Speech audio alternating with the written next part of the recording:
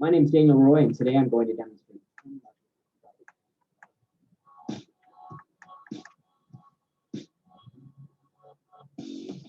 Start off by using whatever card happens to be the top of the deck, in this case, the ace of clubs. Now, level one is being able to control the moment. So, for example, I can give these cards a cut, but still control the ace. Now, level two is what's called the slug control. Basically, just means to control a small group of cards. So, for example, if I get the card to shuffle like this with cuts, not only have I controlled the ace of clubs, but I can also control the two of clubs, the three of clubs, the four of clubs, and the five. Now, level three is what's called controlling the entire deck. So I'm going to give these cards some shuffles and cuts. And even though it looks like I'm mixing the cards, I'm actually keeping every single card in the deck exactly the same.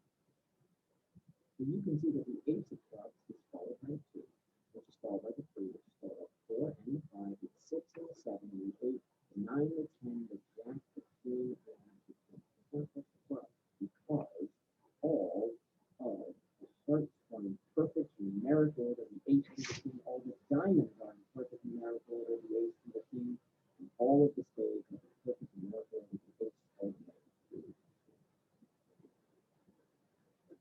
Now, level four is what's called the pharaoh shuffle. Not like the Egyptian pharaoh. It's spelled F-A-R-O. It's actually named after an old game. And although it's a real shuffle, it's a controlled shuffle. That's what the card does. You see that. It is a perfect alternation of the cards. So the deck goes one card from this side, then one from this side. Then from this side, one from this side. From this side, one from this side, all the way through the deck. And the pharaoh shuffle can be done in the hand, the way I did it just a moment ago. But it can also be done on the table in a way that mimics the ripple shuffle. And once again, you can see that the cards are perfectly alternating all the way through the deck. Now, as I said, although it's a real shuffle, it's a controlled. So even though the four aces were spread out a few moments ago, now we're all together right on top. Now with level five, we move away from all of the crooked shuffles that we've been playing so far, and we move towards crooked deals. Level five is the second deal. I'll put the ace of spades on top of it, and I'll deal it around cards in, let's say, a five-hand table. Yeah, so four players. But you'll notice that I received the ace of spades. Now, it's easy to see what's happening if I read the ace. When I deal to the other player, I'm pulling cards from directly underneath the ace. In other words, I'm dealing the second card. Level six is what's called a bottom deal. In that case, the diamonds go down the bottom of the deck. Then I can deal one card to each of the other players and then one card to myself off the bottom. You can see the ace is no longer on the bottom of the deck because it's now in mine. Level seven is what's known as a group deal. See, in high stakes games of cards, they use what's called a cut card. It's basically just a face-up joker that goes onto the bottom of the deck and it pins in that ace of cards. Because right now, if I tried to do a bottom deal, I would deal the face-up joker, which would make it really obvious that I was cheating. Yet it's even possible to deal that ace of cards out from above the cut card. You can see that the joker is still there, but the ace is gone. It's now mine. At level 8, we have what's commonly called the grandfather of all crooked deals, the legendary second. And that ace of clubs literally goes in the middle of the card. Yet I can deal one card to each of the other players and then one card to myself directly from the center of the ace of clubs. Now with level 9, we move back to crooked shuffling. This time, to work on stacking the deck. Now, in order to demonstrate this, I'm going to leave the four aces face up on top of the deck. That'll make this a lot easier. I'm going to give these cards a shuffle. And after I get the cards to shuffle, I'll spread them out so you can see what's happening. So the cards down here are being mixed. But you'll notice that I put exactly 1, 2, 3, 4 cards in between the ace of spades and the ace of diamonds. And I'm going to do some on this next shuffle, I'll spread the cards out. Once again, you'll see the cards near the bottom are being mixed, but I've added another 4 cards. 1, 2, 3, 4, in between the cards. Now on this third shuffle, I have to be very careful. You'll see what I mean when I spread out cards. I've added 1, 2, 3, 4 cards in between the cards. But you'll notice that I have had to be sure to not accidentally shuffle any cards into this region here, because otherwise I mess up my stack. This means that all that's left is to just add 4 cards on top of the ace of clubs. Now, because the aces are face up, you'll know where the top is coming up. So in this first round, you'll see that this hand here is called pocket aces.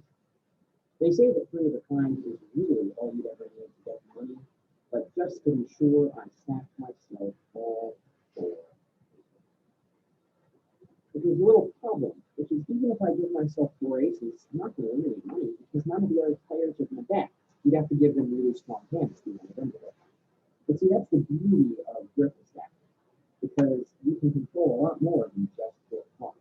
See, that's why I gave this player here the 10 of clubs, and the 10 of hearts, and the 10 of diamonds, and spades. I gave this player here the jack of clubs, the jack of hearts, the jack of diamonds, and the jack of spades. This player here got the queen of clubs, the queen of hearts, the queen of diamonds, and the queen of spades.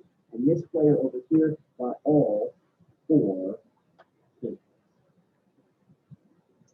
Now, with level 10, I'm not going to introduce any new techniques. Instead, we're going to combine all of these techniques into one final demonstration. And in order to do so, I'll use the game of bridge. All you have to know about bridge is that there are 4 players, and each player gets 13 cards. So, I'm going to give these cards some shuffles and cuts. And afterwards, I'm going to put a cut card on the bottom of the deck, just like I did before. And hopefully, with those stacking shuffles, those false cuts, and some perfect interlaces of cards within those shuffles, and some perfect deals, I should be able to feel myself the best possible here, starting with the ace of spades, followed by the 2 of spades, followed by the 3 of spades, followed by the 4 of spades, and the 5 of spades, and the 6 of spades, and the 7 of spades, and the 8 of spades, and the 9 of spades, and the 10 of spades, and the jack of spades, and the queen of spades, and the king of spades. But I would be afraid to other stacks to be false to my friends. That's why I gave this player here the king of clubs, the jack of clubs, the 9 and the 8, the 7, the 6, the 5, 4, the 3, the 2, and the ace, all in perfect numerical order. I gave this player over here all 13 diamonds in perfect numerical order, and for my partner to the right up to the second highest rank in the the king of clubs. And that's 10 levels of sleight of hand.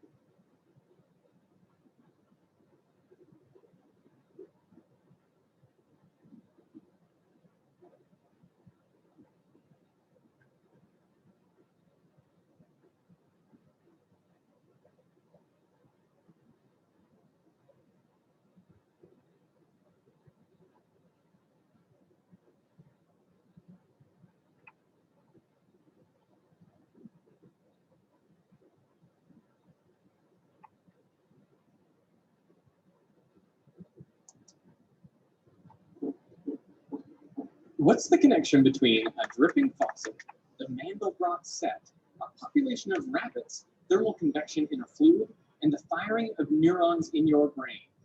It's this one simple equation. This video is sponsored by Fast Hosts, who are offering UK viewers the chance to win a trip to South by Southwest if they can answer my question at the end of this video, so stay tuned for that. Let's say you want to model a population of rabbits. If you have X rabbits this year, how many rabbits will you have next year?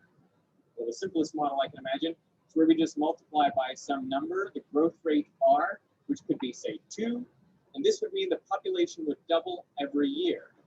And the problem with that is it means the number of rabbits would grow exponentially forever. So I can add the term 1 minus X to represent the constraints of the environment. And here I'm imagining the population X is a percentage of the theoretical maximum. So it goes from 0 to 1. And as it approaches that maximum, then this term goes to 0. And that constrains the population. So this is the logistic map. Xn plus 1 is the population next year, and Xn is the population this year. And if you graph the population next year versus the population this year, you see it is just an inverted parabola. It's the simplest equation you can make that has a negative feedback loop. The bigger the population gets over here, the smaller it'll be the following year. So let's try an example. Let's say we're dealing with a particularly active group of rabbits. So R equals 2.6. And then let's pick a starting population of 40% of the maximum, so 0.4, then times 1 minus 0.4, and we get 0.624. Okay, so the population increased in the first year. But what we're really interested in is the long-term behavior of this population. So we can put this population back into the equation. And to speed things up, you can actually type 2.6 times answer times 1 minus answer, get 0.61. The population dropped a bit. Then again, 0.619, 0.613, 0.617, 0.615, 0.616, 0.615. And if I keep hitting enter here, you see that the population doesn't really change. It has stabilized, which matches what we see in the wild. Populations often remain the same as long as births and deaths are balanced. Now, I want to make a graph of this iteration. You can see here that it's reached an equilibrium value of 0.615. Now, what would happen if I change the initial population? I'm just going to move this slider here, and what you see is the first few years change, but the equilibrium population remains the same. So we can basically ignore the initial population. So what I'm really interested in is how does this equilibrium population vary depending on R, the growth rate? Well, as you can see, if I lower the growth rate, the equilibrium population decreases. That makes sense. And in fact, if R goes below 1, well, then the population drops and eventually goes extinct. So what I want to do is make another graph where on the x-axis I have R, the growth rate, and on the y-axis I'm plotting the equilibrium population, the population you get after many, many, many generations. Okay, for low values of R, you see the populations always go extinct, so the equilibrium value is 0. But once R hits 1, the population stabilizes onto a constant value. And the higher R is, the higher the equilibrium population. So far, so good. But now comes the weird part. Once R passes 3, the graph splits in 2. Why? What's happened? Well, no matter how many times you iterate the equation, it never settles onto a single constant value. Instead, it oscillates back and forth between 2 values.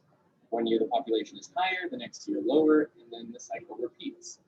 The cyclic nature of populations is observed in nature too. One year there might be more rabbits, and then fewer the next year, and more again the year after. As R continues to increase, the fork spreads apart, and then each one splits again. Now, instead of oscillating back and forth between 2 values, populations go through a 4-year cycle before repeating.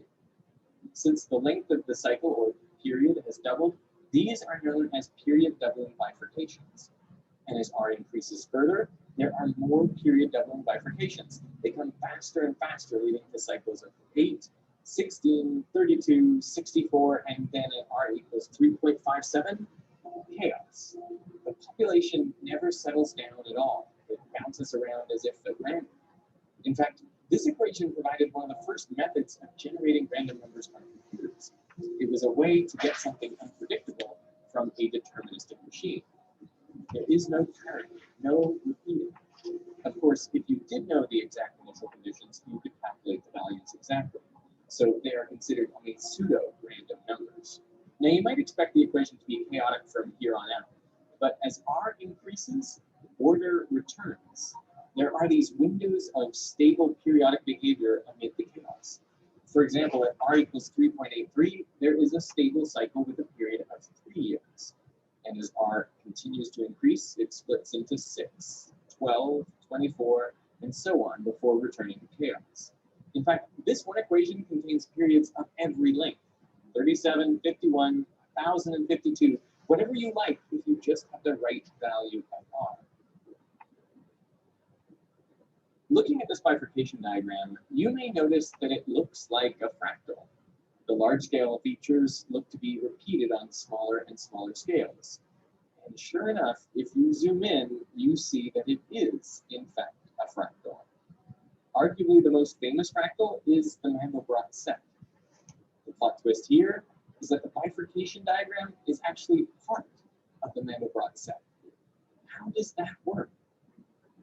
Well, quick recap on the Mandelbrot set. It is based on this iterated equation. So the way it works is you pick a number C, any number in the complex plane, and then start with Z equals 0. And then iterate this equation over and over again. If it blows up to infinity, well then the number C is not part of the set. But if this number remains finite after unlimited iterations, well then it is part of the Mandelbrot set.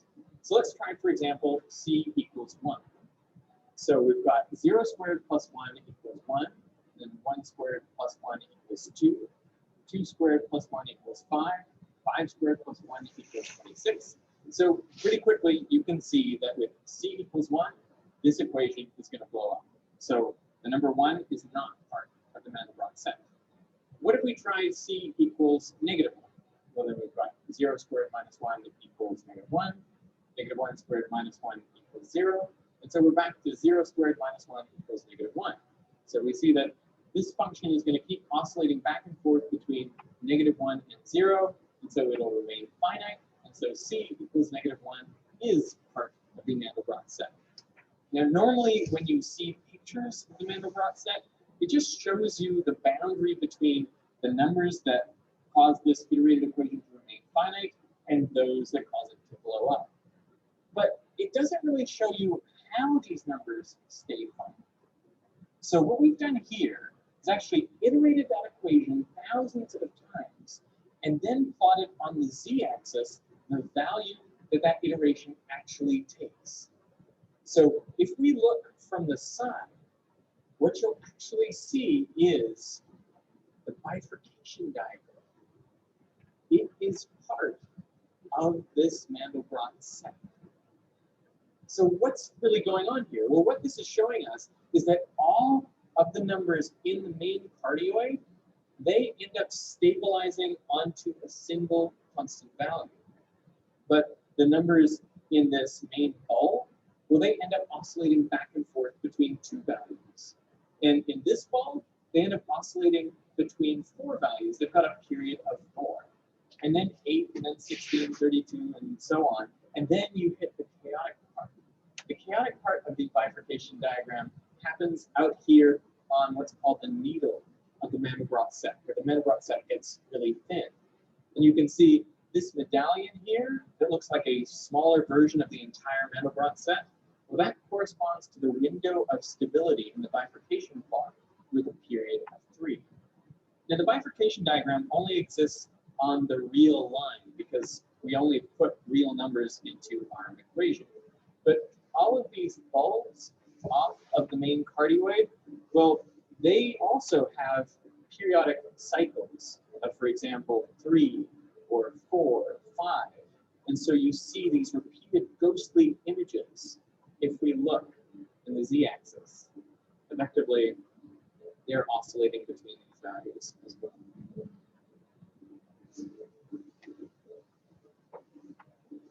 Personally, I find this extraordinarily beautiful.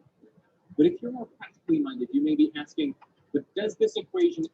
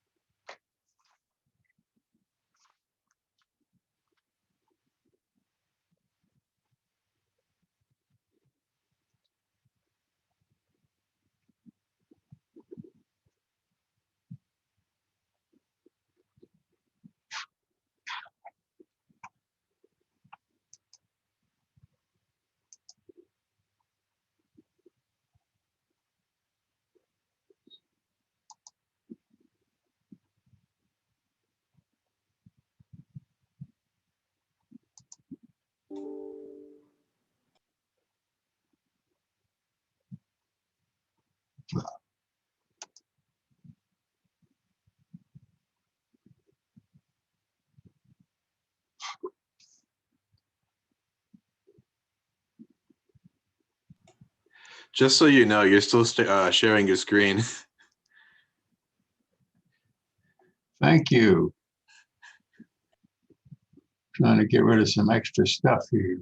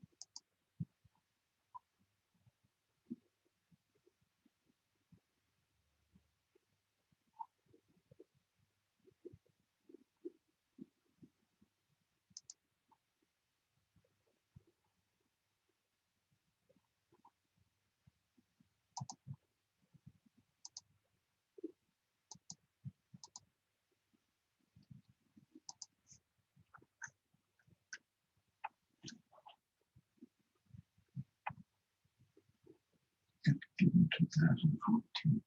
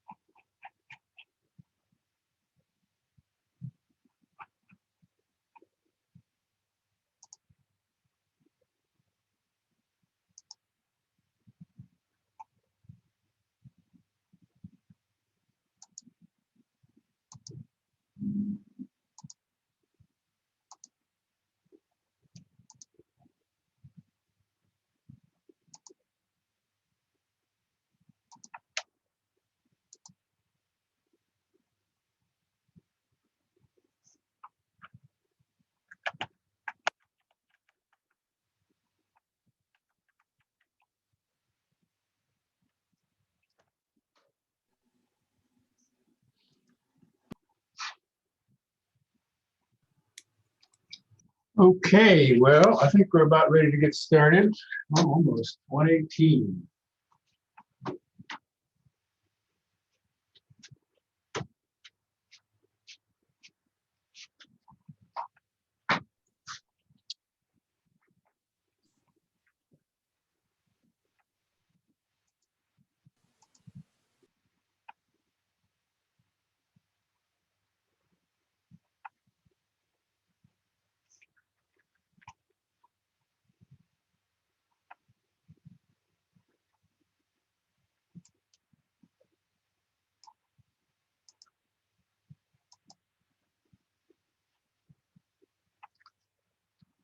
So up on the screen here today, I have the syllabus to show us the remaining topics. So we've gotten through most of the physical and chemical and geological oceanography questions that we're going to be covering in the course.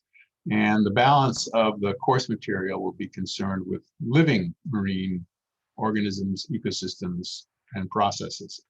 And we're going to introduce that topic today based on readings in chapter 13, plus additional material that I'll bring in from these surveys. So if we look ahead, we're about 1 week behind where I thought we would be when I laid out this grand plan for the semester, but that's okay. 1 week isn't too bad. Initially I would have had us doing the marine, living ocean and so forth, starting back at the end of February. And but now we're going to be moving ahead and talking about chapter 13 this week.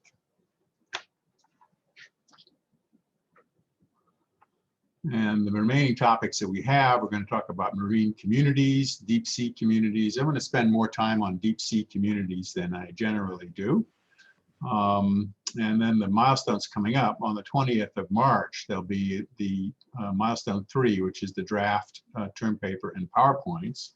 So since this is the 9th, and that's due on the 20th, Sunday on the 20th, you can see that the teams should be aware that they have quite a lot of material to do to get ready for that draft and that milestone 3 assignment. So what I'd like to know, one thing I'd like to know is how many more conferences should we have, and how helpful are these conferences for making sure that you're on track with your teamwork, etc. I have some responses from the different folks here. I think they're pretty helpful. So you would like to have another conference? Yeah. I don't think we had a conference, sort of a follow-up conference on the milestone 2 submission. Would that be helpful if you're going to revise that? I mean, there is a revision component of the milestone 2, and we can either assign that grade now or based on what you turn in with the milestone 3 to see how responsive you were to the suggestions that we made. So we can set up another series of conferences either this week or next week or over the weekend, something like that. Would that be something that the class would like to see, or is that just creates more logistics questions? So I got one show of hands here. Carly Ann says yes. It's like you're in a kelp forest, Carly Ann. Anybody else? Joseph also would like to see that. Hannah Watkins. Anybody else want to indicate their willingness to have that? Okay, so I'm not seeing overwhelming desires there, but the people who have sort of raised their hand or given a thumbs up to this, why don't you send an email to me and Carrie, and then we'll set up conferences with your teams if the other teams are not so keen on having conferences.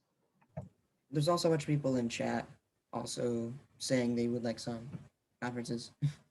I'm sorry, would you, I had my volume turned way down. Could you repeat what you said, Joshua? There's also a bunch of people in chat who also wanted them as well, conferences. Ah, okay, in the chat. All right, so maybe we should set up another round of conferences then for this week and next week. So Carrie, can you do that? Can you set up like we've done before, a series of conference times? Yeah, I'll set that up. Okay, and then as before, I'll do the morning and you can do the afternoon sessions since I seem to be more free in the morning. Okay, so we'll do that. Any sort of comments or anything else before I go into the lecture material? Questions, anything like that? Yes, no? Okay. In that case, let me.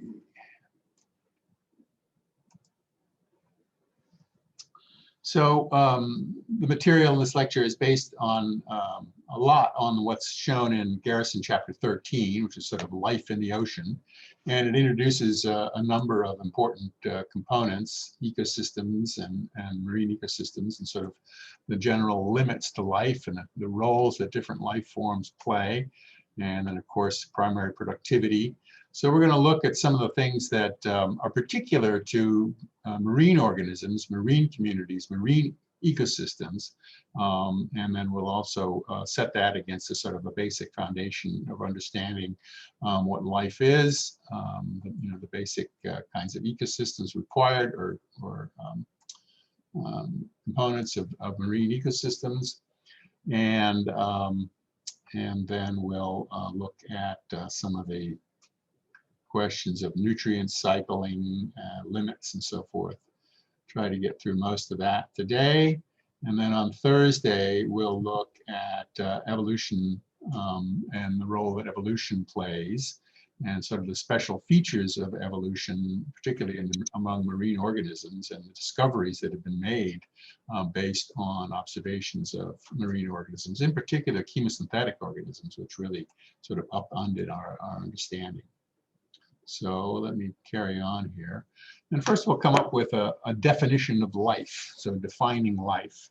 The great physicist Schrödinger, who you probably know from the dead cat in the box metaphor that he made about quantum uncertainty. He gave a series of lectures on what life is back in the early 60s, I believe it was. And he put together a number of features. I'll upload that article, his lecture, because it's very informative. He talks about the size of life forms, how, what sort of are the limits, upper and lower limits to how big organisms can be. And he concludes that sort of on the order of a tenth of a micron is sort of the lower limit for of size of organisms. And interestingly, the coronavirus viral particle measures about a tenth of a micron in size. And that goes up to several microns. And so if you're looking at bacteria, they're going to be several microns in size. And the reason for that sort of narrow range, and then organisms can be up to sort of from micron to meter scale is essentially what the how we think about the sizes of organisms. And on the lower end, that is determined by the sort of wavelengths of ionizing radiation. So for a much higher frequency radiation, if cells were that small, then they would be bombarded, hit with ionizing radiation, and the organization that's necessary, the highly structured cellular components that characterize life would be disrupted by that radiation. So making it larger, somewhat larger than that range, permits life to organize itself without being disrupted at that end, at the lower end of the spectrum. So, the components of life are highly organized matter. There's a low entropy. What we mean by a low entropy is that there's that the structures are able to remain stable over the time frame of the organisms. And the other thing is the ability that life has to capture, store, and transmit energy. And then also reproduction. And here's where Schrodinger was very interesting, because he proposed that there had to be some sort of blueprint for reproducing organisms, and that blueprint had to be very reliably followed, and it had to be something that could be transmitted from generation to generation. Now, keep in mind that he was lecturing before the discovery of DNA as the basic code of reproductive code, but he speculated that there had to be some sort of crystal-like structure, so that there would be an exact replication of the blueprint of the coded blueprint for life. And of course, this was proven out when Watson and Crick first described the DNA molecule and recognized its importance. So, this ability to have low entropy, to capture, store, and transmit energy is a component to life. And then the ability of life to reproduce nearly identical forms in vast numbers. Those are key components. But all organisms exist in ecosystems. So there are multiple species or multiple forms of organisms living together. And the reason for that is that no single, as far as we know, no single species, no single type of organism can perform all of the functions that are necessary for maintaining an ecosystem. So we have to think about measuring the quantities of life, energy cycling by living things, and the cycling of matter by living things. So all of these are functions of ecosystems, and all of these require the cooperation of multiple different types of organisms. So we'll explore that in greater detail as we go ahead. Okay, but let's go cycle back to the inner question. Yes, Victoria. No, I don't have a question. It's just I have to mute myself every time I come in because it has an open mic when I enter the chat. Okay, no worries. So we talked about the ability of life to capture, store, and transmit energy.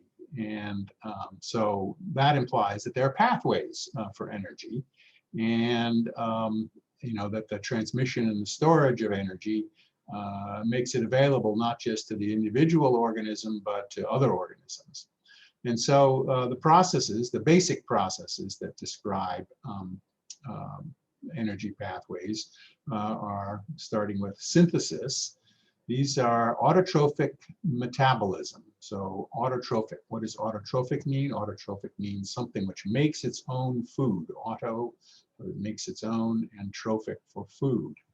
And the most familiar autotrophic metabolism, of course, is photosynthesis, which is carried on by green plants and by photosynthetic bacteria. And the basic function of this is to split the water molecule and split the CO2 molecule, and then recombine these into the form here. In this case, it's shown as a simple sugar, but there are many sort of primary products of photosynthesis. And so green plants, well, initially photosynthetic bacteria, and then subsequently all organisms which use the same kinds of metabolic pathways that were invented by photosynthetic bacteria, have performed this basic function of splitting the water molecule, of splitting the CO2 molecule, and then recombining these in this form of a simple sugar or other similar simple organic compounds. And of course, one of the very key things to note in this is that this process of splitting the water molecule produced a surplus of oxygen atoms and molecules. This is shown here as molecular oxygen, O2. So, the balanced equation for combining CO2 with water to produce a simple sugar provides an excess of oxygen. Of course, this fundamental feature was absolutely key to one of the great developments in Earth history, which was the oxygenation of the atmosphere. And so, the energy of course, is coming from sunlight. And the great ecologist Paul Fikowski makes the point that this energy, if you sum up all the energy, the amount of energy necessary to produce as much oxygen as we have in the planet here is something like on the order of billions of atomic explosions. So there's a huge amount of energy required to oxygenate the atmosphere, that energy flowing primarily from the sun. And of course, there's energy storage when this organic compound and similar organic compounds are then accumulated as part of the biomass of the photosynthesizing organism. Okay, well, so this biomass, this is a storage of energy. This can be utilized by organisms which consume the primary producers. And so synthesis is one half of this equation, or this equation flowing in one direction. And respiration, and put in simple terms, reverses the flow of this equation by combining oxygen or some kind of electron acceptor with the organic compound and producing CO2 and water molecules. And then there is this energy out, the output of energy obtained by this oxidation process. And in most organisms, that's used in ADP, ATP, ADP, which are biochemical storage mechanisms. So in respiration, the first product of respiration, of consuming, of oxidizing the organic compounds is ATP, which is another sort of storage compound. And the ATP is used to then as energy to synthesize, to carry out further synthesis of the respiratory organisms, body parts, functions, metabolism, and so forth. So the synthesis and respiration are described as this flow of energy in, resulting in the storage of carbohydrate, simple sugar, and then the reversal of that by reoxidizing it. Now, so synthesis and respiration are two sides of the same coin, so to speak. But then there's another form of energy pathways. And those of you who are paying attention here would have noticed that I said that this, initially the photosynthesis and oxygen production by blue-green algae, photosynthetic bacteria, would have produced an excess oxygen, and that this excess oxygen would have accumulated and resulted gradually in an oxygenated atmosphere. And so, and then respiration would have reversed that. So respiration was necessary for this. But there's a, there's a lot of questions about whether or not this type of energy conversion, energy storage, energy consumption could have gotten started in a pre-oxygenated world. And so that was one of the things that ecologists and philosophers really struggled with for a long time, until there was the discovery that there's a third pathway for energy storage, which is called chemosynthesis. So as opposed to photosynthesis, this is chemosynthesis. And so chemosynthesis is also an autotrophic metabolism, but the energy used to drive this system is not from light energy, not from the sun, but from chemical energy. And here there is a oxidation of a reduced compound. The reduced compound in this expression is hydrogen sulfide. There are similar chemosynthetic pathways that utilize methane, and these things are oxidized. Now, I'm showing this as being oxidized by free oxygen, but that doesn't imply that O2 has to be the only source of oxygen. It's possible also to get oxygen from sulfate from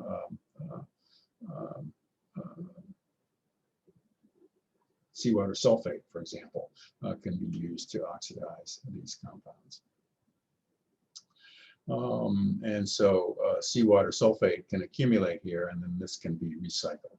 So the metabolic energy that's obtained by this oxidation reaction is used for carbon fixation. And you end up with the same, looks like the equation is missing here, but you end up with a sugar compound, just like you do in photosynthesis. And that sugar compound, that organic compound, is then available for use by the autotrophic organisms and by consumption by heterotrophs. And so let me say that synthesis, as it was discovered, was a function of a prokaryote, a function of a single-celled organism. And likewise, chemosynthesis is a process that's limited to single-celled organisms. And the ability of larger multicellular organisms to utilize autotrophic production from photosynthesis or autotrophic production from chemosynthesis. And of course, there are great examples of that. And so we know that green plants, for example, trees and grass and corn and wheat and all the other important green plants, they are multicellular. And so the way in which these multicellular organisms were able to capture these metabolic pathways is one of the fascinating elements of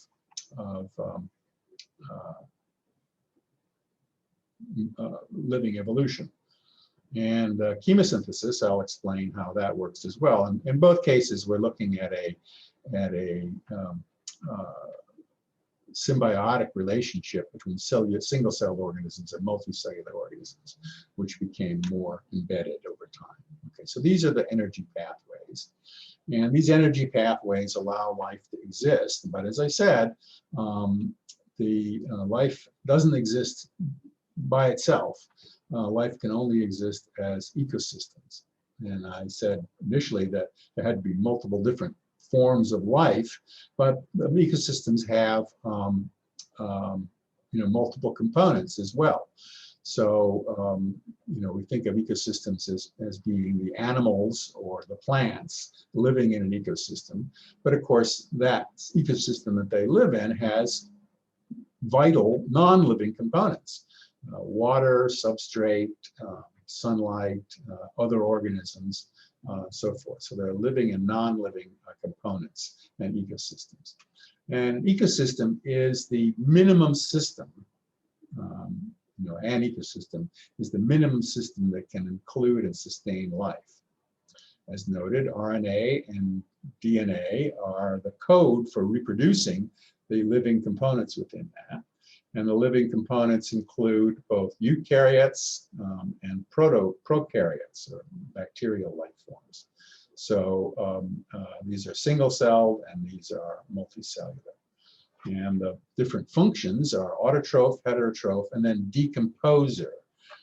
So you've probably seen pictures, and I don't think I have one in this particular lecture, but of a sphere that is a sort of a self-sustaining ecosystem, and in that sphere there'll be water, a non-living sediment substrate, a little shrimp, photosynthesizing bacteria, and then some kind of fungi that breaks the components down. So that's sort of a minimum kind of ecosystem. Very important is the presence of a liquid water medium. And that's why, all the excitement about trying to find life on Mars with this amazing landing that we've had, Perseverance. What they're doing with Perseverance is they're looking for evidence of water on Mars. And the evidence of water in the present day is pretty scant. In fact, they haven't, they think they've found some frozen water around the poles, possibly deeply buried, but that hasn't actually been sampled. However, if you look at the rocks and the components of the Martian system, it's very clear that, or seems very clear that that there was sedimentary rocks formed, and erosional pathways and things that could only be created by liquid water present and flowing on Mars. Ecosystems need a source of energy.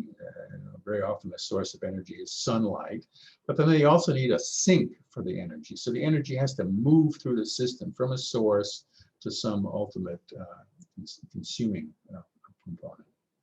And the ecosystem is sustained by nutrients, and nutrients are the chemicals needed for life, and the availability or the lack of these nutrients is a limiting factor. So ecosystems will grow until they kind of exhaust the available supply of some nutrient or another.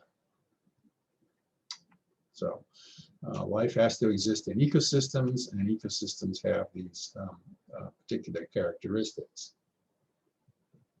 Well, one of the things that we're describing, of course, is productivity, production, and we talk about primary productivity. So that's the amount of, and perhaps if we just focus on primary productivity initially, the gross production of biomass by autotrophs is the total production of organic material within these individuals. So if we start out with a single algal cell, and this algal cell is able to attain light and sufficient nutrients, then it will continue to grow and expand and reproduce. And so over time, there'll be some net production, or will there be some production of organic material from that autotroph. And so if we measure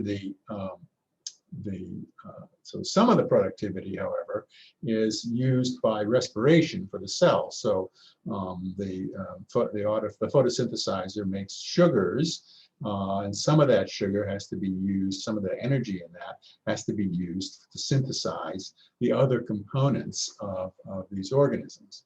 And in green plants, for example, there's a tremendous requirement of energy to synthesize biomass, lignin, cellulose, and so forth.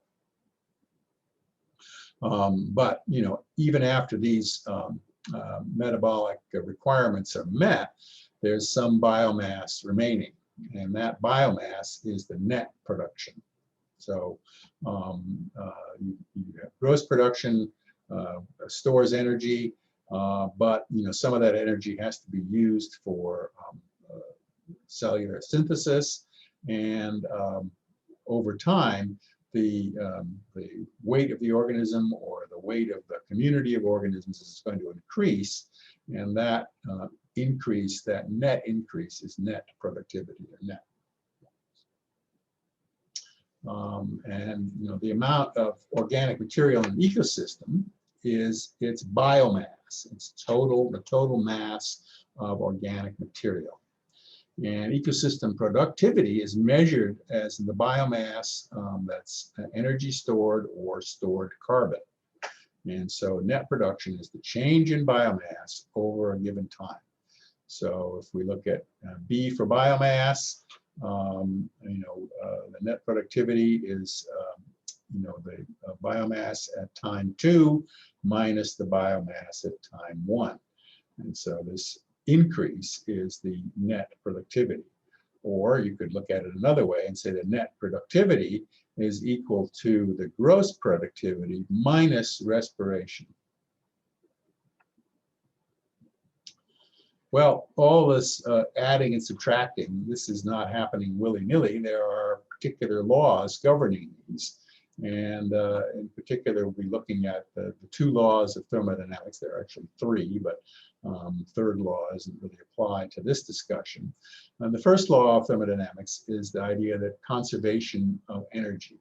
So neither matter nor energy is created or destroyed by any process, but the form of that matter and the form of that energy can be changed. Okay, and that makes sense. We think about changing if we eat a hamburger Impossible Burger, depending on our dietary habits.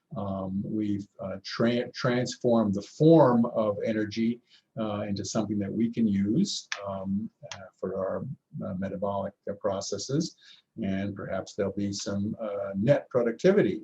If we eat too much, we'll gain a little weight. Okay, so although matter energy is not destroyed, it can be changed from one form to another.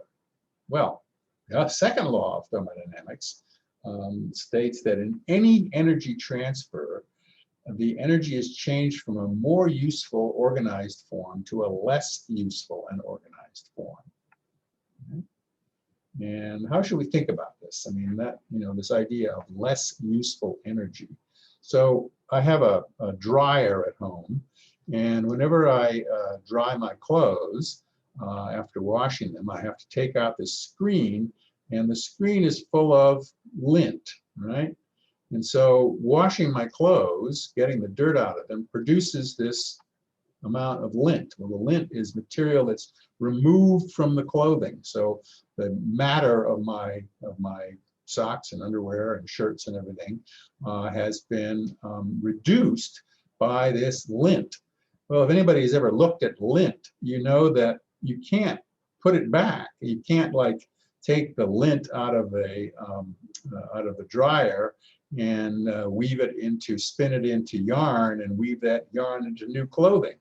No, the material has been changed from a more organized form to a less organized form, and and so there's a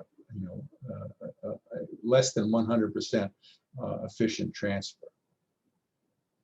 So ecosystems are fueled by an external energy source. We've already inferred this, by looking at sunlight or chemical energy. And so passing through the system, the energy is degraded and dissipated. And then finally, it's released into an external energy sink. So energy is degraded and dissipated. And we can think about that in terms of synthesis respiration equations.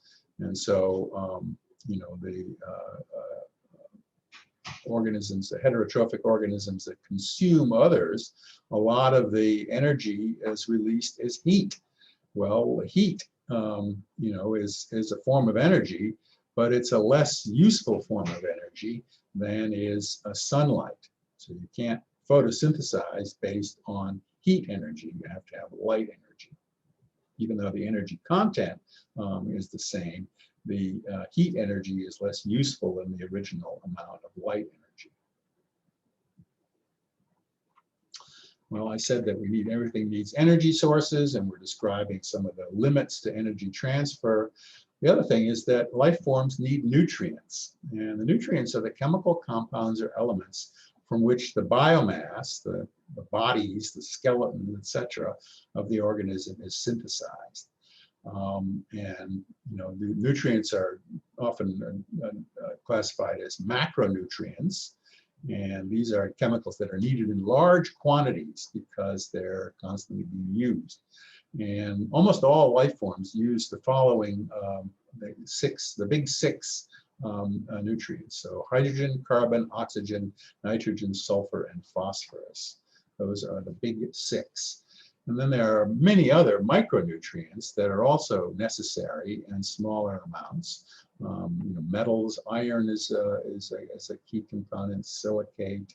There are many other nutrients that are needed in less amounts. For example, iron, which is a micronutrient, is a key component of hemoglobin. So we need a certain amount of iron to synthesize the hemoglobin in our blood. Not all organisms use hemoglobin, so the requirement for it varies among different life forms.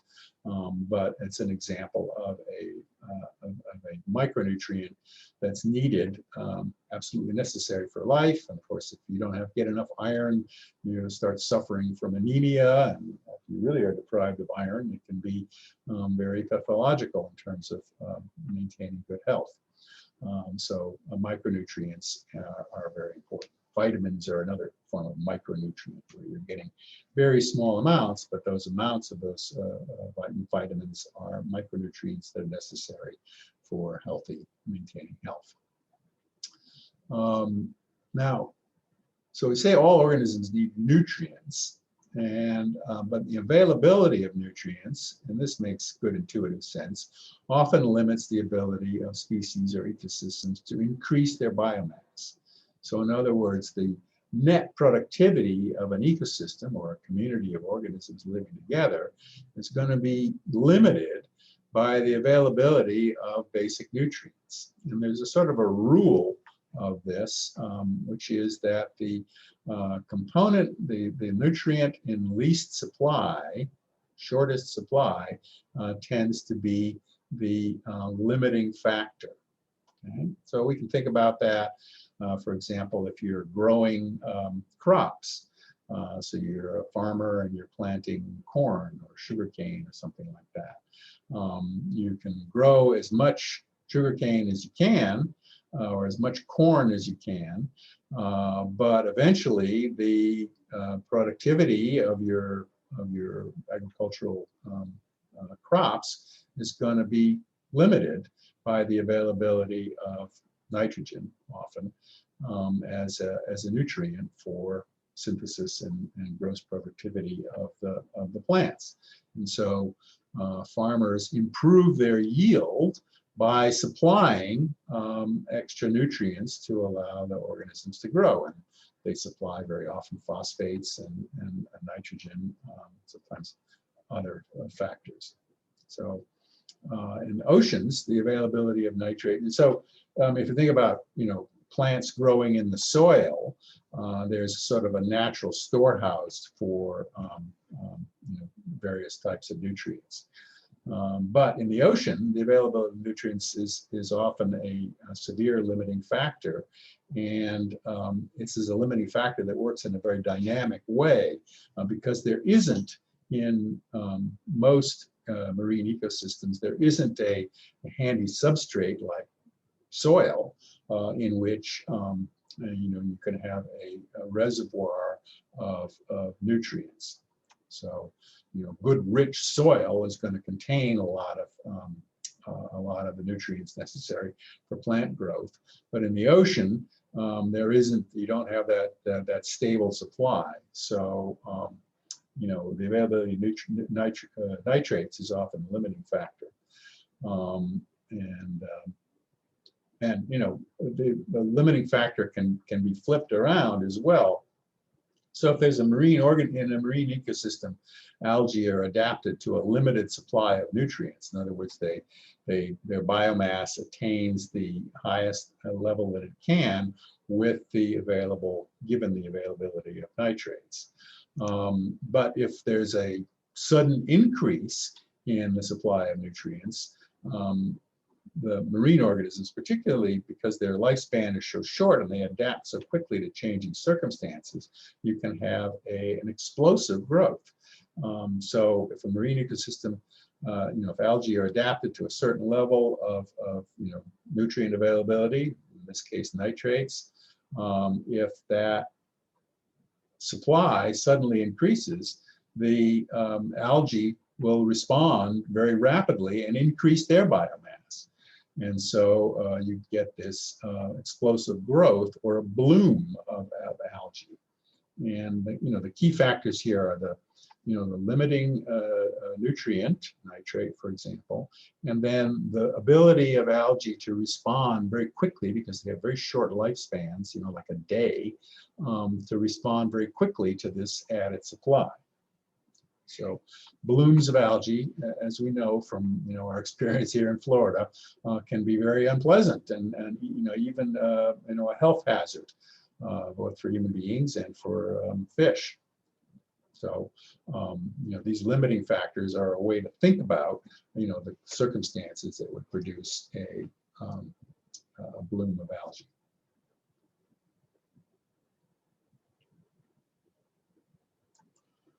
Well, it's another interesting thing about nutrients, and this is a discovery of a oceanographer from Woods Hole named Alfred Redfield. And he went around, he had thousands of samples of ocean water and from all over the world. And he started analyzing the nutrient contents of these. And he was interested in principal nutrients, carbon, nitrogen, phosphate. And what did he find? He found that they seemed to contain these elements, that all water samples contained these elements in this approximate ratio of 106 to 16 to 1. And so he proposed, Redfield did, that these are fundamental proportions of life.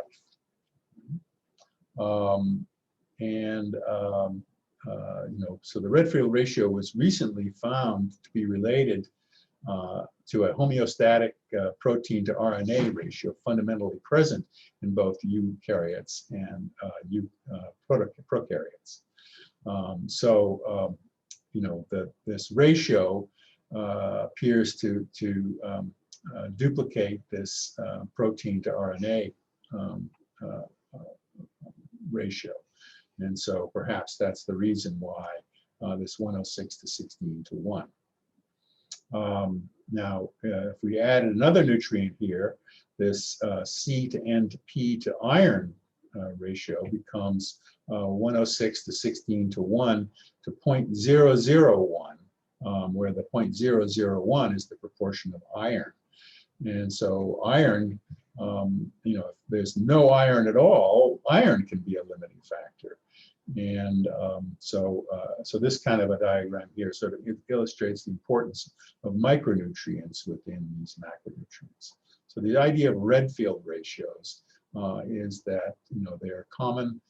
There's a sort of a common ratio of elements present in all life forms in the oceans, and that you can measure these compounds not just in living forms living in the oceans, but also in ocean water.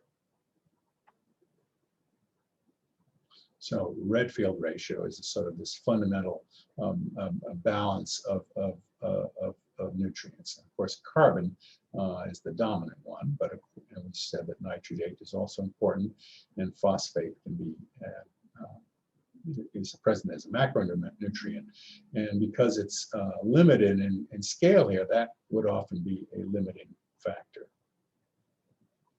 Okay, well, how do you, so this sort of proposes, and we've kind of hinted around this, that, there's this constant uptake and release of biomasses, of nutrients.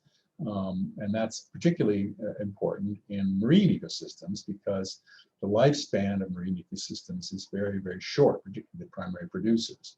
So there's this constant cycling of nutrients between living and dead and consumed organisms. So this idea of cycles is going to really inform us when we start thinking about how the ocean ecosystems work.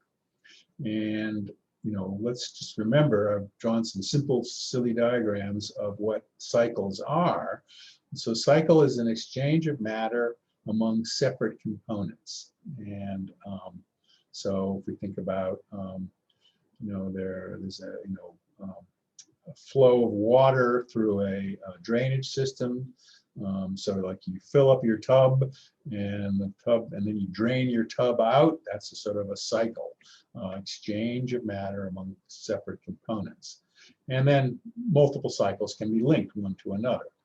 The largest cycle, the most complete cycle, which involves all components of the Earth system, and in fact, even components of the inner Earth, is the hydrologic cycle. So in a hydrologic cycle, we have a body of liquid water, a lake or an ocean, and there's a precipitation flux from the atmosphere into the ocean or lake, and then there's an evaporative flux from the lake into the atmosphere. So here's one cycle going on, and then there's also a flux from B to C. So evaporation, land water can run off onto land. There should probably be another arrow here. And then there can be, a flux from, of water to land, and then land back to water. So if there's precipitation on land, that water, and it's something we've discussed when we looked at atmospheric components, that the water evaporates into the atmosphere as water vapor and then can precipitate out as land. And so this is the hydrologic cycle. And it involves all components, but missing from this diagram is the idea that there would be living components as part of the cycle. And of course that's the case, so that living organisms, trees, plants, etc., require high amounts of water as part of their biomass. And so the availability of water cycling through the living component of the ecosystem is clearly an important part of all that. Back to our example of the farmer, if there's inadequate water, then the plants dry up and die. So the amount of water stored temporarily in plants is critical. And so we can take this idea of the hydrologic cycle and sort of make it more complete by adding in some different components here. So we talk about the atmosphere as water vapor, and the water vapor condenses as clouds, then there's runoff, and so there's biological uptake of water by organisms. But what are the organisms doing with it? They're respiring and transpiring that water. So very often the water flows through the living ecosystem. The other process we think about is sort of what we call mineralization. Mineralization is the removal of, and this mineralization is particularly important, mineralization is the removal of components of living organisms, transforming organic material into inorganic refractory material. And then, once that happens, for example, in soil, so if this tree dies, the nutrients, the phosphates, the other components of the system are going to be broken down by decomposers, and their chemical components will be mineralized, no longer part of a biological system and present in the soil, but then in the soil, they're available for biologic uptake. So you can look at some of the other arrows and so forth in this diagram, but it's just by way of saying that we need to think about, and particularly it's important in the marine ecosystem, we need to think about the way in which nutrients and other requirements cycle through the living components of the ecosystem. And this sort of a diagram looking at the hydrologic cycle gives us a way to sort of understand, the complexity of these drawings. Okay, well, the major geologic cycles that are going on, there's the hydrologic cycle, which we've already talked about. And then there's a rock cycle, which is the erosion of sediments, which we've also talked about. And then, there's this biogeochemical cycle, which is the interaction of life forms, and these are rock erosions, runoff events, coupled together with, the hydrologic cycle. And so when we start putting these different cycles together, we can see that, that the Earth system functions because there is this continual transfer and optimally circular transfer of material, within the ecosystems. Some of that transfer is happening from living organisms to living organisms. Some of it is happening, by decomposition, as living organisms are mineralized and their nutrients are temporarily returned to the soil and to be taken up again by others. And then, of course, we have the tectonic and the continental cycles, which are much, much longer term exchanges. But these cycles, the fact that there's sediment deposition into the deposition of sediments from runoff from the land and from primary production in the oceans, that material is eventually cycled back down into the Earth's crust and returned to the atmosphere through volcanic eruptions.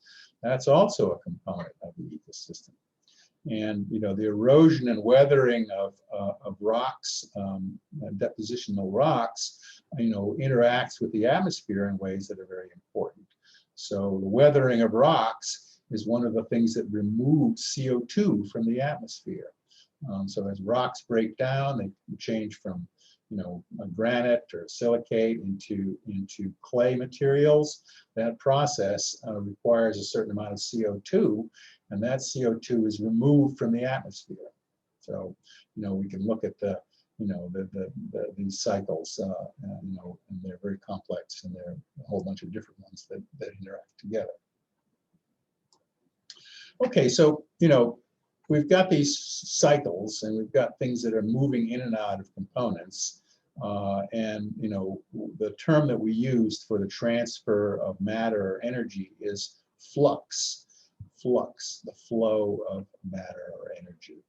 And it turns out that there's some really sort of simple flux equations which can tell us some fundamental things about the functioning of our ecosystems. And so the output of a system is the rate of flow multiplied by time. So output O equals RT. And when a cycle is at equilibrium, we can estimate how long a component will remain in the system, its residence times from these variables.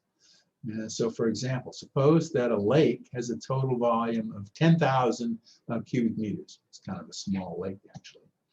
If we measure the flow of water into the lake at 1,000 cubic meters per day, so this is really a fairly small puddle, but there's a river that's flowing into it, and then that implies that there must be a river flowing out of it. Otherwise, if it maintains a constant value of 10,000 cubic meters and there's 1,000 cubic meters flowing in, well, if it's that volume is going to be constant, there must be 1,000 cubic meters flowing out as well. So there's a component of a cycle. But the flux equation tells us that if we just divide through here, the flux equation tells us that on average, any parcel of water will remain in the lake for about 10 days, because this is 1/10 of the total volume. Right? This is a sort of a simple equation, but it turns out to be very useful, sort of as a rule of thumb for estimating how long things are. We've already sort of touched on this when we talked about the residence time of different dissolved components in seawater. So we said that chlorine has a residence time, the longest residence time in water, and it's on the order of 10 million years. I think that's right. And other components have shorter residence times. So this concept, the flux equation, if we just invert that and divide, we can calculate the residence time of whatever component is moving through the system. Another thing that we got to get out of, and here's where this second law of thermodynamics comes through, is that there isn't sort of perpetual motion. So there's energy flow.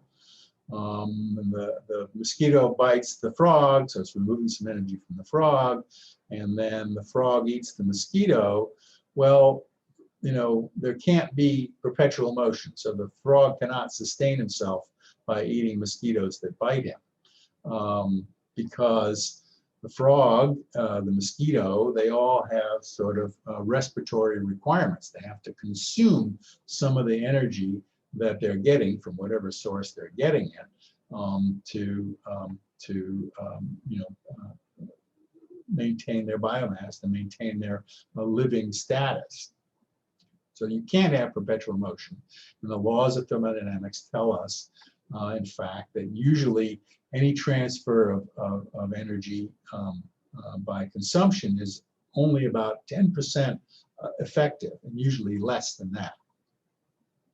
So what does that produce? So that says that if we have primary producers, they're, at each step, we're going to go down by a factor of 10. So primary producers can maintain a biomass of 100%. Primary consumers can maintain a biomass of about 10%. Secondary, about 1%. The third level, about, so this is the, and then all of these components are decomposed and recycled nutrients are entered in. So this is this basic idea of the trophic pyramid. And I'm pretty sure that you all have seen the trophic pyramid and you kind of have a concept of these. So, biomass decreases with distance from the base. Energy enters the system via autotrophs, and then every transfer of energy upward into the pyramid is going to be losing a certain amount of energy. Well, that's one look at the pyramid, but as we'll see when we kind of combine some of the things that we're talking about here, this system sort of works for terrestrial ecosystems. So terrestrial trophic pyramids can be described in this sort of metaphorical way as being this base, with diminishing biomass as you move further and further up in the consumption. Well, part of the reason for this base is that on land animals and land ecosystem, there's a tremendous amount of biomass which is stored in the woody components of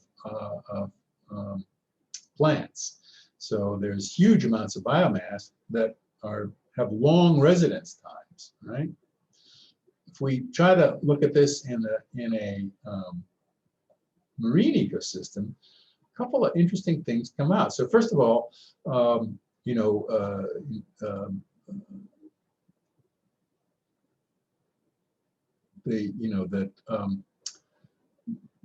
of the components of terrestrial ecosystems is things that predators tend to eat organisms that are larger than themselves. So that's one component. If we think about the marine component, however, it's different because most of the primary production, the base of the food chain, it comprises single-celled organisms. And then as you move upward, so the secondary consumers, the second trophic level are the zooplankton, and they're eating the phytoplankton. And the third trophic level are herring that are eating the zooplankton. Well, you can see that there's a net progression in the size of the individuals as you move through this system. And as soon as we recognize this, then we kind of have to get away from the size of this base, right? So actually, the pyramid of an aquatic ecosystem is inverted in terms of its biomass. So in the terrestrial ecosystem, the trophic levels in the trophic pyramid, kind of work like that. But in a marine system, you have very different components. And in fact, the tertiary consumers in this case, so the carnivores, are present, occupy more biomass than either the herbivores or the primary producers. Wow, how can that be? So we have to think about this. And now the key to understanding this is the lifespan of the organisms in different levels. Okay? So, we're saying here that the primary producers are present with a density of about 4 grams per square meter. So 4 grams of primary producing algae per square meter. Herbivores are present at about 12 grams per square meter, and carnivores, upper level consumers, are present at about 12 grams per meter. Now, these numbers are, just by way of illustration, but this basic relationship exists. Well, what does this tell us if we think about some of these things? So in order to maintain the biomasses, remember we said we could understand fluxes if we thought about a steady state set of conditions? Well, let's suppose that this inverted pyramid in an aquatic ecosystem is steady state. So the numbers of carnivores are not increasing, biomass of carnivores are not increasing, the biomass of herbivores and the biomass of primary producers is not increasing or decreasing over time. Well, in order to satisfy that condition, we have to think about sort of what the production was. And you remember that the reproductive rate of for 4 grams per organism. So I said that plankton live on the order of a day. So that would be less than 100th of a year.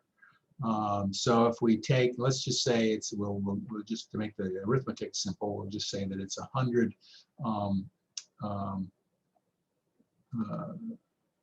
100th of a year.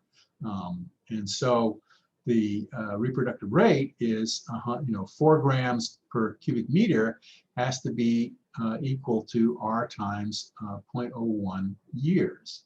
And so that would suggest that the R is present at 400 grams per cubic meter per square meter per year.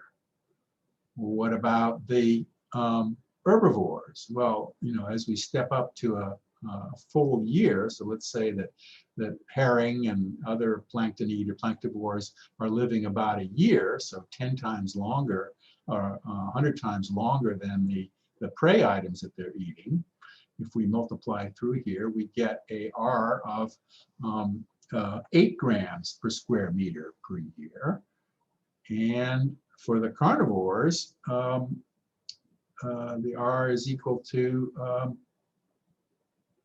if they have a longer lifespan, so let's say they live 10 years, so their R is about 0.12 grams per meter squared per year, because they live longer. So the key here to how you can have the base of the pyramid be so have such a small standing stock biomass.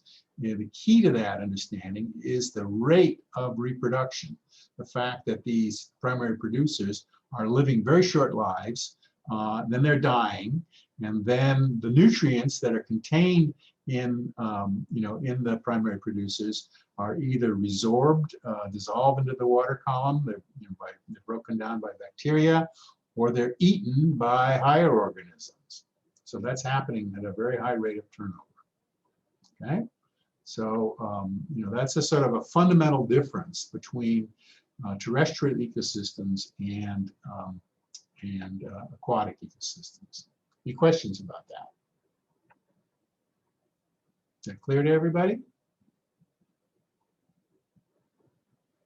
Okay. Well, we want to talk about some of the different cycles here. So, all this implies that there's sort of rapid cycling. The key to the plankton being able to maintain their low biomass is a rapid cycling of material within the planktonic ecosystem. So, if you're going to only live for a day or a couple of days, then your death is going to release nutrients that are going to be taken up by subsequent generations.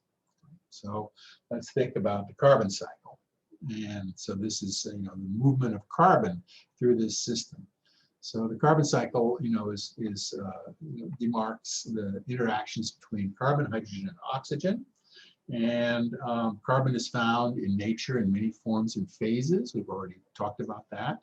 So the gaseous phases, carbon dioxide and methane, CO2 and CH4, these are powerful greenhouse gases. aquatic phases, CO2 passes from the air to water by diffusion. And in water, it largely dissociates into bicarbonate. So bicarbonate, so CO2 dissolves into water and then dissociates to form bicarbonate. So bicarbonate is the dominant form of carbon, inorganic carbon in the ocean water, and that bicarbonate is available to phytoplankton. And I've already sort of indicated there's sort of two phases, solid phases of carbon in any nutrient can be described in two ways. Either they're labile, which means they're available for uptake. And examples of labile material include animal tissue, plant tissue, wood, etc. Or they're refractory. So refractory carbon is stored as refractory, meaning it can't be readily taken up by subsequent organisms. So refractory carbon is stored as limestone, calcium carbonate. And so calcium carbonate, represents a net sink for carbon within the marine or aquatic ecosystem. So you'll recall that calcium carbonate was sort of like the third factor in the association of carbon dioxide in the water. By accumulating calcium carbonate in marine sediments, you can affect a net removal of carbon from the system, both from the atmospheric system and from the coupled marine system. So how do we think about this? So CO2,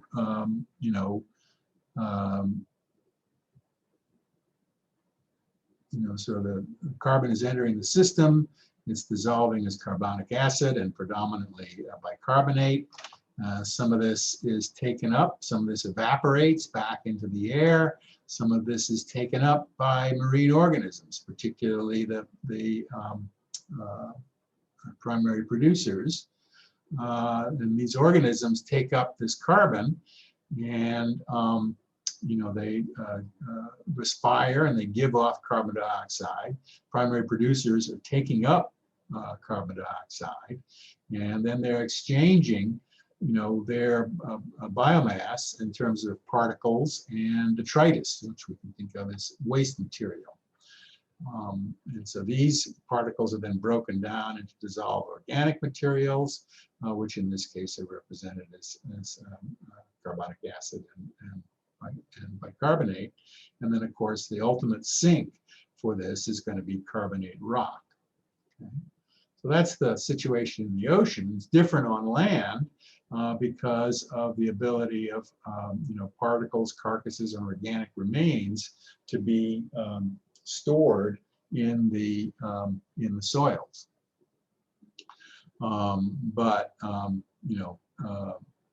Both in marine sediments and in soils, the fossils can be carbon can be fossilized, and you get fossil fuels, gas, coal, and related hydrocarbons. Actually, oil is generated from the carbon preserved from organic material in the ocean. So single-celled organisms that sink to the bottom are not consumed, but are fossilized and sink down into the rock cycle and are broken down and cracked into oils. So oil as a product is almost entirely derived from aquatic ecosystems.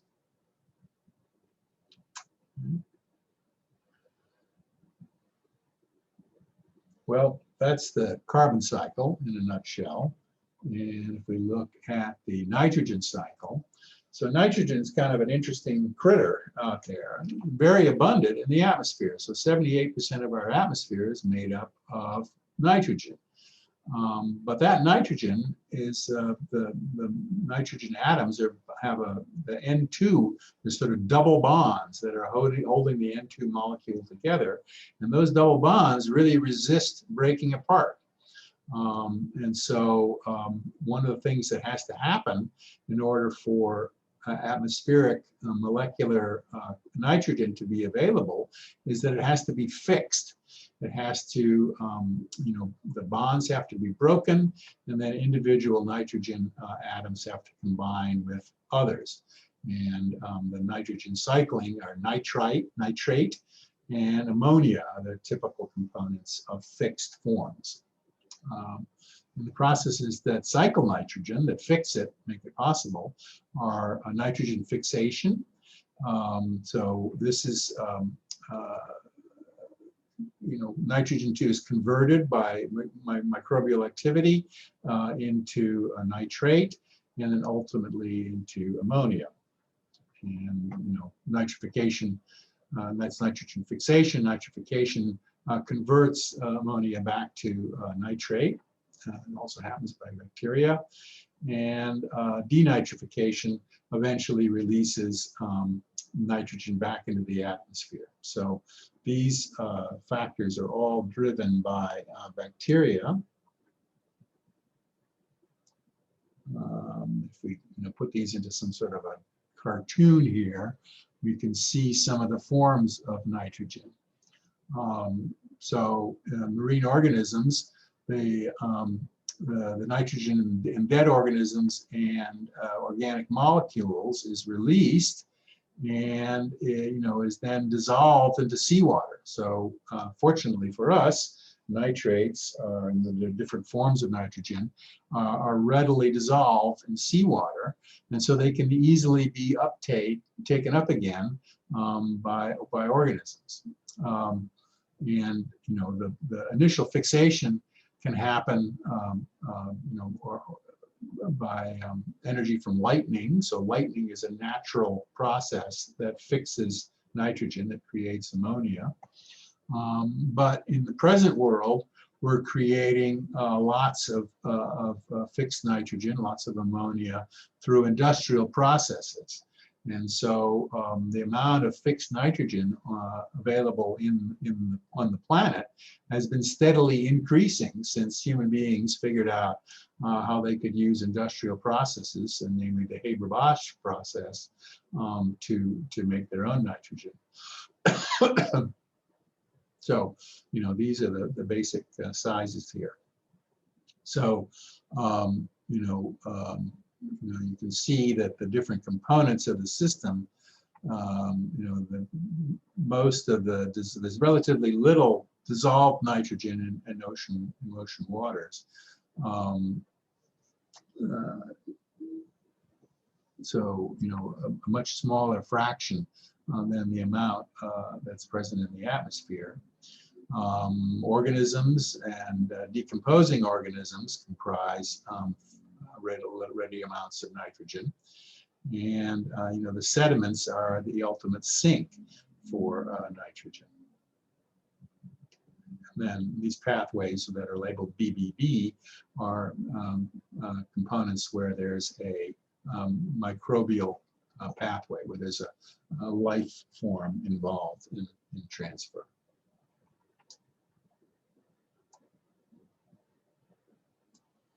Just a couple of more cycles. And so, this is the, breakdown of the nitrogen cycle. As we said that, organically, nitrogen is performed by bacteria in, many of the plants of roots. Peanuts are a good example, have rhizomes, and these rhizomes are special organelles that the plants generate to take up nitrogen. Cyanobacteria are also able to take up nitrogen and to oxidize, to fix nitrogen.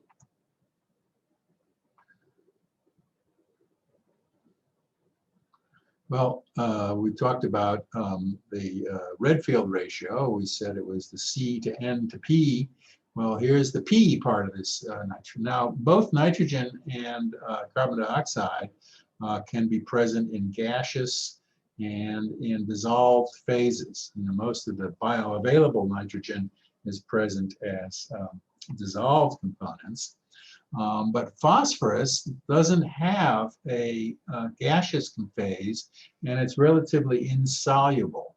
So phosphorus tends to accumulate in deep waters. So it sinks down into deep waters. And that's why upwelling is an important component of marine productivity, because phosphorus can be a limiting factor.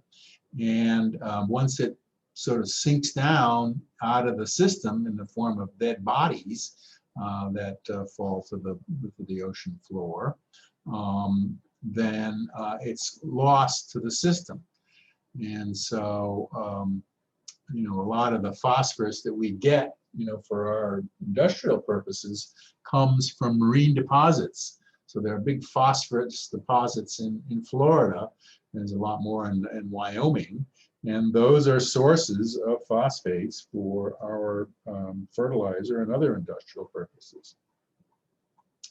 And deep sea sediments are the ultimate sink for phosphorus.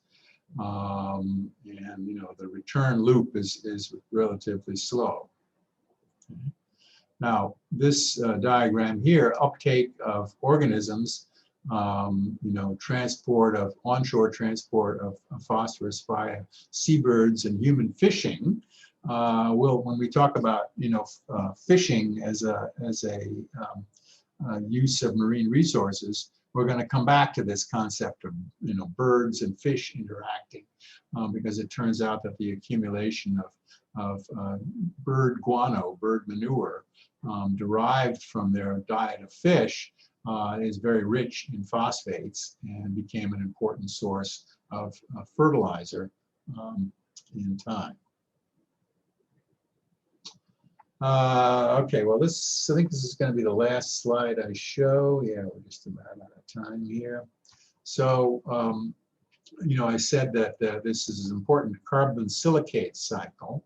So, if you mix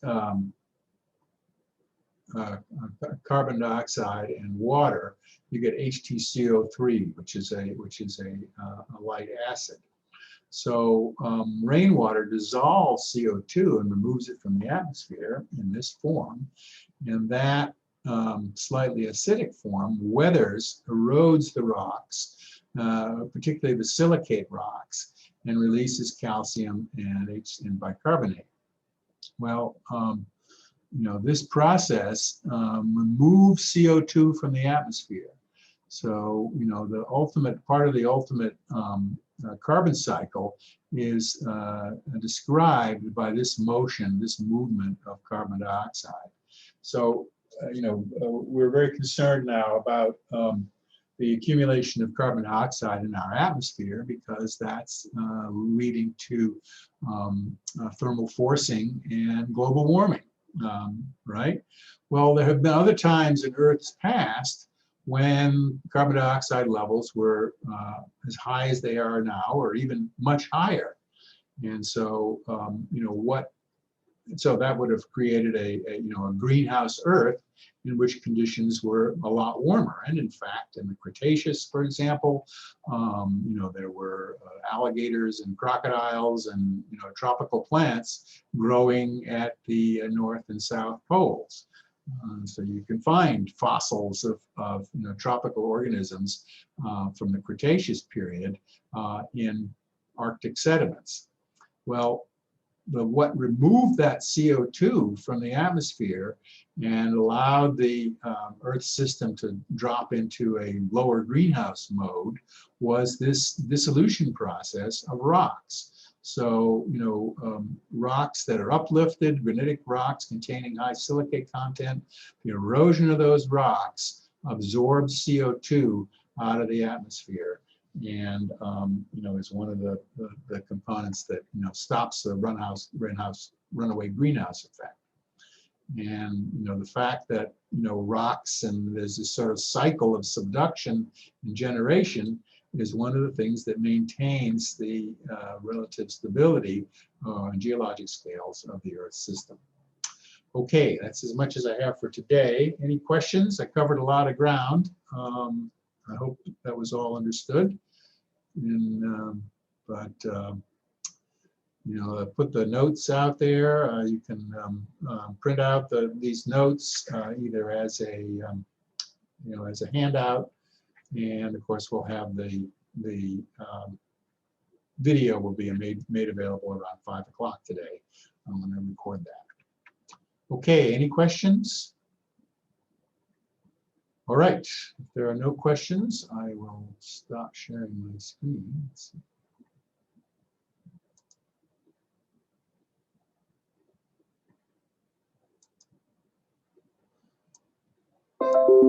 And I guess Carrie will be helping to set up conference slots. And we'll get a chance to talk to you in your teams about the different months. And if you've got questions about where you are and you're with your grades, or you know, questions about the course material, you know, we're always available to answer emails, or you know, if necessary, we can have conferences.